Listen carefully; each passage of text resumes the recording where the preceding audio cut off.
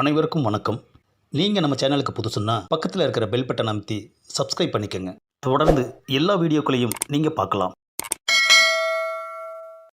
ஆஹா, தீர்ப்பு என்னன்னு சொல்லாமல் தள்ளி போட்டுட்டு போயிட்டானே ஐயா. ஒருவேளை தீர்ப்பு என்ன சொல்கிறதுன்னு அவனுக்கே தெரியலையோ. வெளியில் கெத்தாக பேசுகிறோம், ஆனால் உள்ளுக்குள்ளே வெத்தா பயந்து சாக வேண்டியதாக இருக்குது ஐயா. யாருக்கிட்ட சொல்கிறது? சரி, பயத்தை வெளிக்காட்டிக்காமையே அப்படியே மெயின்டைன் பண்ணுவோம். யுவர் ஆனர், இவர் விருப்பப்பட்டு வந்து தான் என் ஊறுகாயை தொட்டுக்கவான்னு கேட்டார். நானும் தொட்டுக்கன்னு சொன்னேன். ஆனால் இவர் தொட்டு அவரோட நாக்கில் வச்சிட்டார். ஐ அப்ஜெக்ஷன் யுவர் ஆனர். என் கட்சிக்காரர் விரும்பியே வந்து தொட்டுக்கவா என்று கேட்டது குற்றமில்லை. அவர் ஊறுகாயை தொட்டு நாக்கில் வைத்ததும் குற்றமில்லை. ஏனென்றால் ஊறுகாயை தொடுவதே நாக்கில் வைப்பதற்காகத்தான். யுவர் ஆனர், இவர் தொட்டு நாக்கில் வைக்கிறேன் என்று கேட்டிருந்தால் இந்த அளவுக்கு பிரச்சனையே இருந்திருக்காது. ஆனால் தொட்டுக்கவா என்று மொட்டையாக கேட்டு பின் தொட்டு நாக்கில் வைத்ததுதான் குற்றம். எனவே இவருக்கு தகுந்த தண்டனை வழங்குமாறு கேட்டுக்கொள்கிறேன்.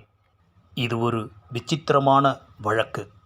இவர் தொட்டுக்கவா என்று கேட்டு ஊறுகாயை தொட்டு தன் நாக்கில் வைத்தது குற்றம்.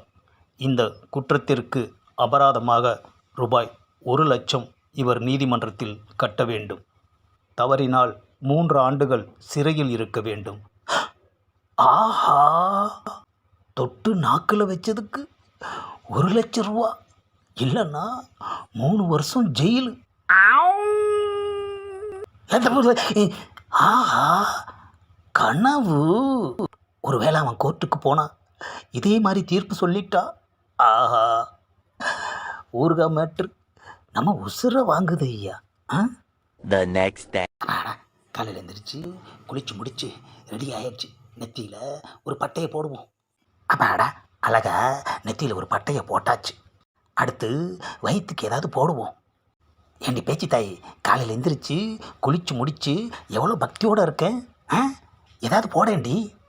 ஆஹா, என்னது இது? ஏதாச்சும் போடுன்னு சொன்னால் தொடப்பத்தை தூக்கி நம்ம முன்னாடி போடுறா. ஏண்டி, உனக்கு அவ்வளோ நக்கலா போச்சா? நீங்கள் தானே ஏதாச்சும் போடுன்னு சொன்னீங்க. ஏண்டி, நான் வயிற்றுக்கு ஏதாச்சும் போட சொன்னேன்டி. வாங்குற காசெல்லாம் குடிச்சிக்கிட்டே இருந்தா வயிற்றுக்கு எங்கேருந்து வரும்? ஏண்டி, இந்நேரம் சூடாக இட்லி அவிச்சு தேங்காய் சட்னி அரைச்சி வச்சுருப்பேன்னு நினச்சில்ல, நான் குளிச்சுட்டு வந்து உக்காந்துருக்கேன். சும்மா உக்காந்தா என்ன வரும்? ஏதாச்சும் கொடுத்துட்டு உக்காரணும், அப்போ தான் வரும். சூடாக இட்லியும் தேங்காய் சட்னியுமா? சரி, இருக்கிறத போடு. அதான் போட்டேன்ல. அடியே, அது யாருக்கடி வேணும்? வயிற்றுக்கு ஏதாச்சும் போடுடி. 2 நாள் பழைய சோறு இருக்கு, போடவா? ஆஹா, விட்டா அதுவும் போயிடும். சரி, கொண்டா. ஆமாம், தொட்டுக்கு எதுவும் இல்லையா?